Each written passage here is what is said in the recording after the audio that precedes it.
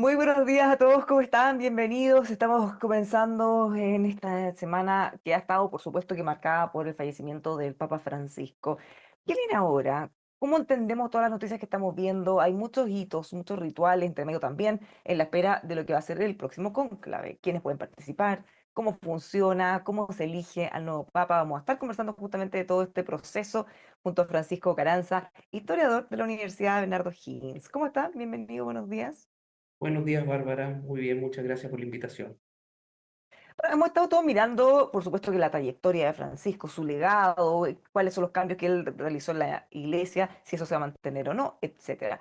Pero en paralelo tenemos todo un proceso lleno de ritos y de hitos y de rituales a propósito de todo el proceso que vamos a vivir ahora. Desde ese punto de vista, ¿qué significa o qué implica que fallezca el Papa? Implica que el mundo en general y específicamente el mundo cristiano católico se queda sin el representante de Cristo en la tierra, digamos. El vicario de Cristo en la tierra es el Papa, es el sucesor de Pedro, digamos que por tradición el primer Papa designado por el mismo Jesucristo. Significa también en términos políticos, ¿no es cierto?, que hay un Estado, ¿no es cierto?, observador de las Naciones Unidas, también que se queda sin gobernante, es decir, tenemos una perspectiva literalmente, propiamente religiosa y otra perspectiva también que es de carácter político. Hay que pensar que los papas desde buena parte ya ahora son figuras mediáticas, ¿no es cierto?, permanentemente están copando de un modo u otro, por algún motivo, ¿no es cierto?, los medios. Entonces también evidentemente hay una consecuencia al respecto y claro, no es ninguna coincidencia que, como usted, Bárbara, bien dice, los medios se hayan volcado a trabajar la noticia, digamos. Bueno, pero ahora qué viene, desde el momento en que un médico declara que ha fallecido, ¿cuáles son los Bueno, protocolos que se activan? ¿Qué es lo que ocurre y lo que va a venir sí. ahora? Bueno, está todo muy bien ordenado, todo muy bien estatuido, ¿no es cierto? La Santa Sede tiene un derecho desde hace mucho tiempo, ¿no es cierto?, que la distingue. Y lo que viene ahora, ¿no es cierto?, es el momento del velorio, ¿no es cierto? Esto ya está, entiendo, ocurriendo en Roma a partir de este momento, para luego dar paso el sábado a las 10 11 de la mañana, si no me equivoco, a la misa fúnebre ya. Y después de eso, ¿no es cierto?, lo que vamos a tener en unos 15 20 días más, según está estatuido, vale decir, los primeros días de mayo, es el cónclave, ¿no es cierto?, que es la elección del nuevo papa. En este momento lo que está ocurriendo es un interregno, ¿no es cierto?, el periodo en que fallece un papa, ¿no es cierto?, y tiene que ser nombrado un nuevo papa, ¿no? Que se conoce como el periodo de sede vacante. Vale decir, literalmente es la sede, es la silla, ¿no es cierto?, del pontífice, la que, ¿no es cierto?, no está siendo ocupada, ¿no? Formalmente, quien administra los bienes de la iglesia y quien administra la organización de la misa fúnebre y del cónclave es el cardenal Camarlengo, ¿no es cierto?, de la ayuda de cámara, que evidentemente no tiene competencias sobre materias doctrinales, materias dogmáticas, de ningún modo, ¿no es cierto?, en compañía evidentemente del colegio cardenalicio, ¿no? Digamos, ellos ya están reunidos, ¿no? Y entonces comienza un periodo sumamente movido, ¿no?, en el Vaticano, ¿no?, que va, insisto, entre este momento de la muerte, que se declara la muerte, ¿no es cierto?, de una manera ritual también, la misa fúnebre y el cónclave, como decía.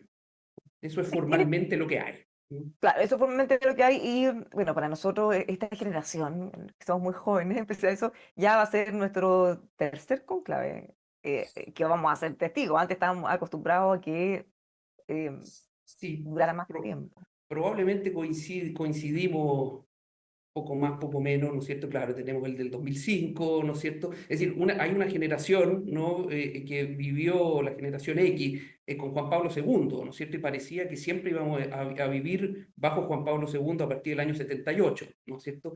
Muere el 2005, ¿no es cierto? Nombran a Benedicto XVI, luego Benedicto renuncia, ¿no es cierto? Y el 2013 tenemos la aparición del Papa Francisco, y ahora entonces, como usted dice, tenemos un nuevo cónclave.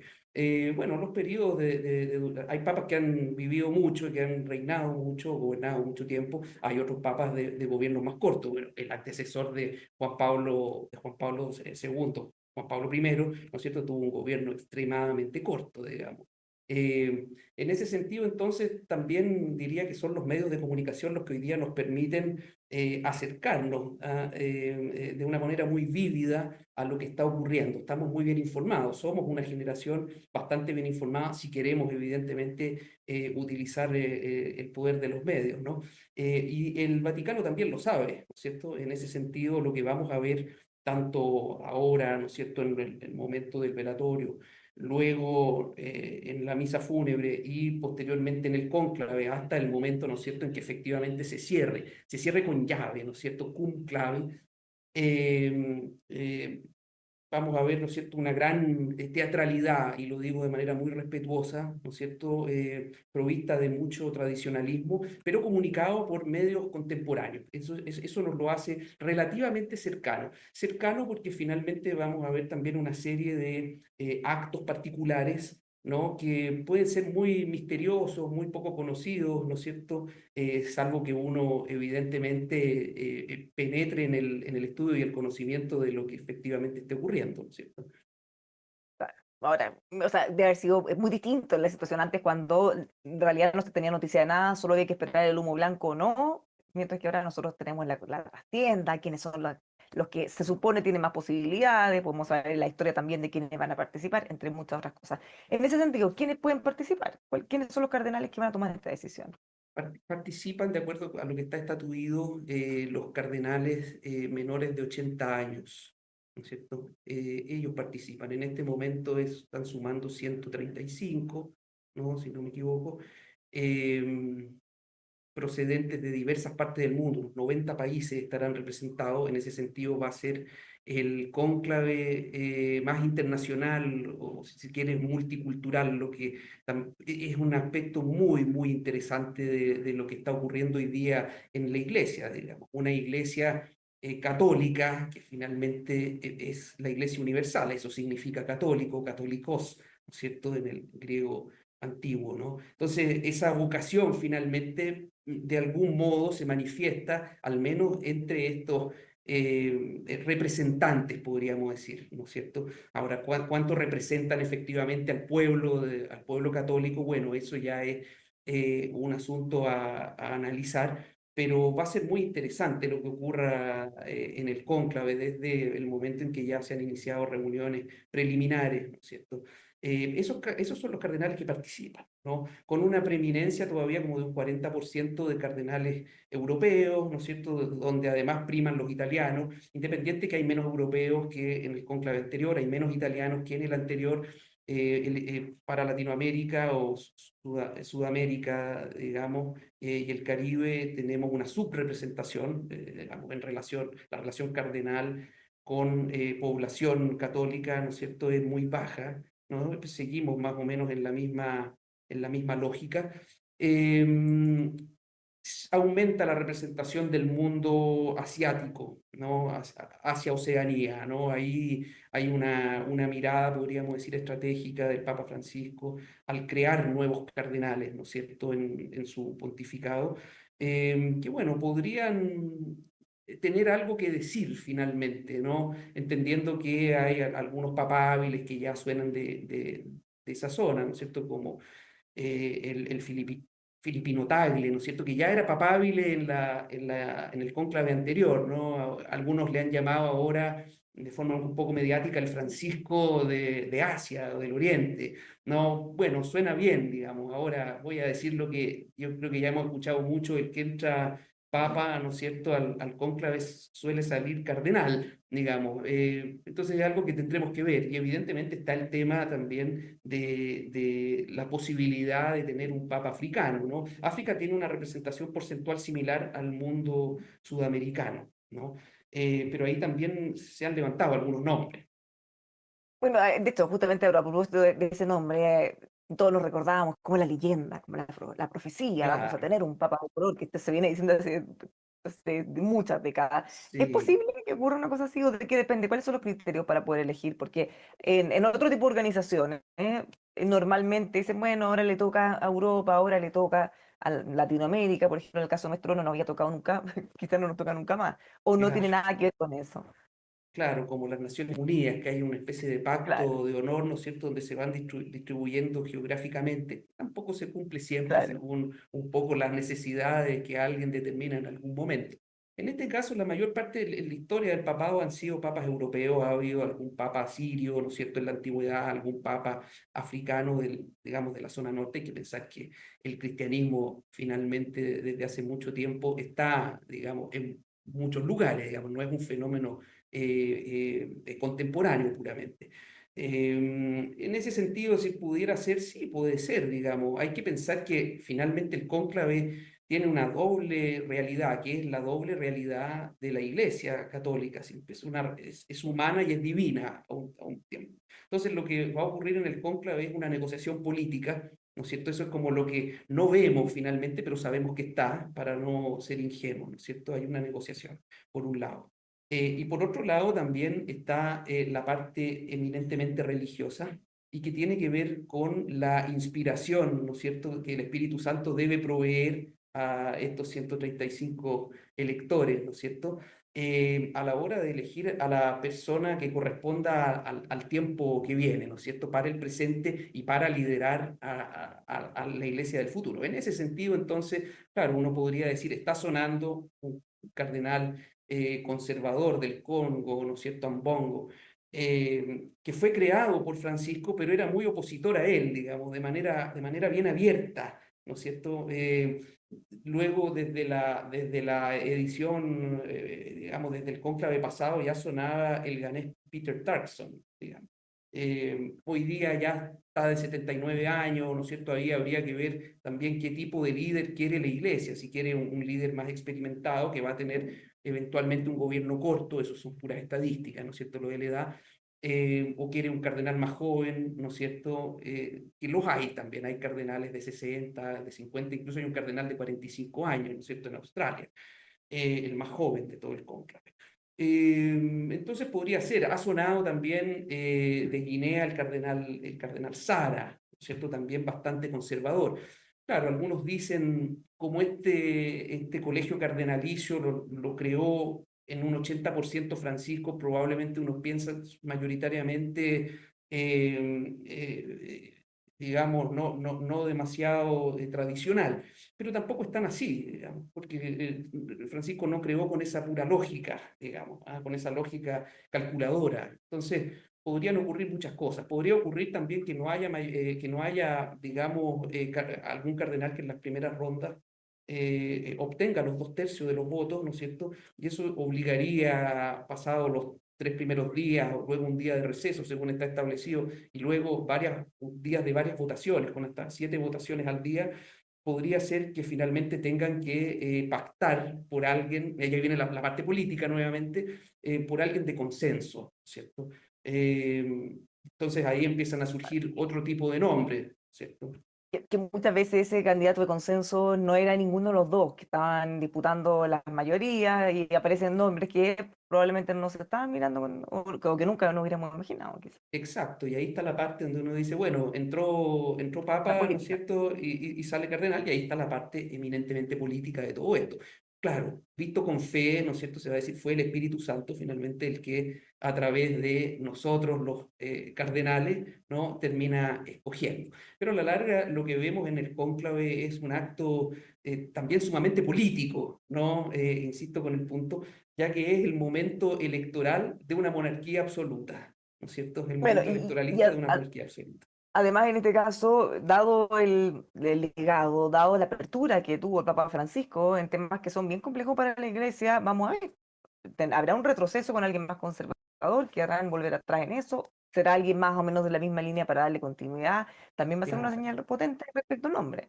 Claro, y ahí es donde suena el cardenal secretario de Estado Parolin, es donde suena el cardenal arzobispo de Boloña, Zuppi, ¿no es cierto? Son muy de la línea de Francisco. Bueno, de nuevo, Tagle, el filipino de quien ya habíamos hablado, y van apareciendo otros nombres también, como el patriarca de Jerusalén, ¿no es cierto? Si bien es italiano, está a cargo de un lugar santo, ¿no es cierto?, tradicional para el cristianismo, y bueno, no solo para el cristianismo, y que bueno, también va sonando, y han sonado otros también, y evidentemente también están los de la línea conservadora, el húngaro Erdo, ¿no es cierto?, y así, junto con los africanos que habíamos mencionado.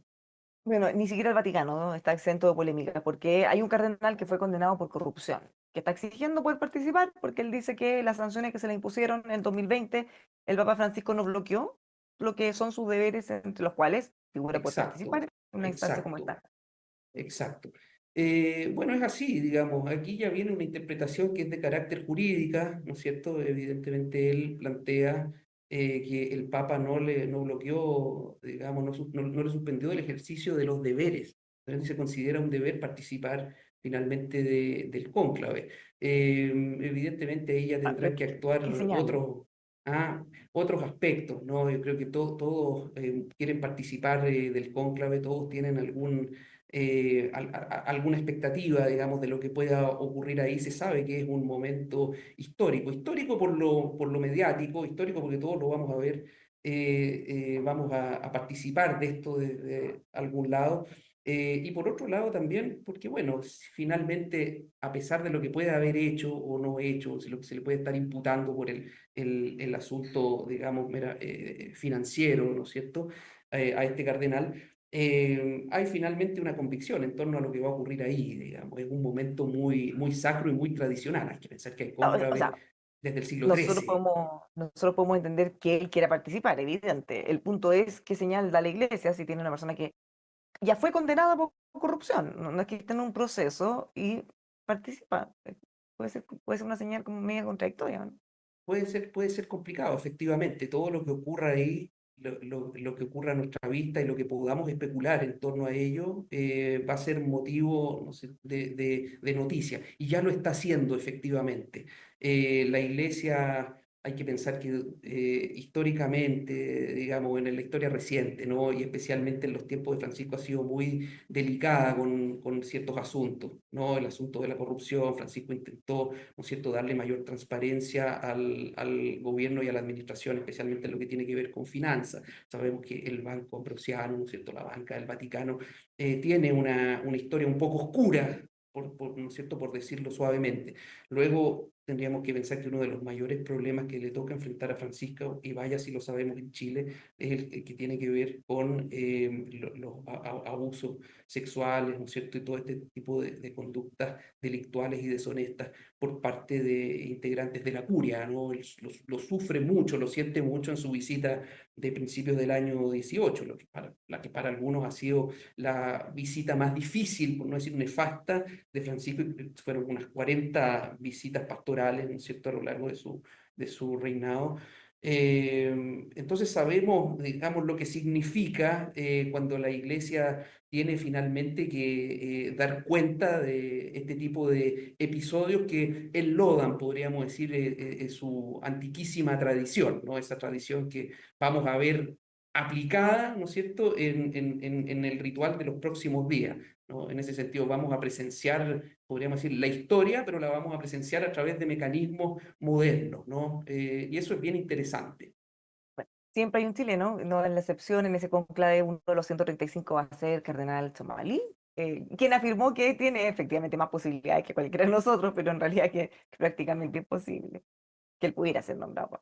Sí, claro, Pero él va a participar. va Vamos a a estar atentos con participar, él también. va a participar, si bien hay más cardenales, ¿no es cierto?, chilenos o que han representado a la iglesia en Chile. Los otros tres ya están fuera porque tienen más de 80 años, ¿no? Celestino Ao, Etzati y Errázuriz, ¿no? Entonces es el cardenal arzobispo de Santiago Chomalí el que va, podríamos decir, a representar a Chile. Claro, ahí uno dice qué posibilidades tiene de nuevo un latinoamericano, tal vez muy pocas, y tal vez todavía él no es demasiado conocido. Una de las críticas que se le hacen al Papa Francisco es que, si bien nombró a muchos cardenales, nunca lo hizo que se conocieran demasiado entre ellos, ¿no? Entonces, si bien él lo hizo buscando reequilibrar, podríamos decir, los representantes de su iglesia, estos altos dignatarios, ¿cierto?, de la iglesia, de modo de poder representar lo que él llamó estas periferias, ¿no? En este caso la periferia geográfica,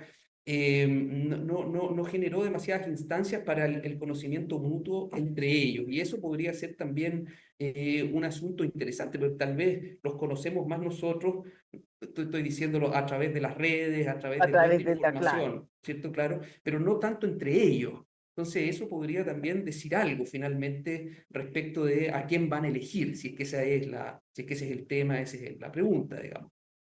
Complejo elegir a alguien que no conocen, por muy bueno que pudiera ser. Francisco, muchísimas gracias. Esto, según cronograma, más o menos debería ocurrir en 2 semanas, ¿no?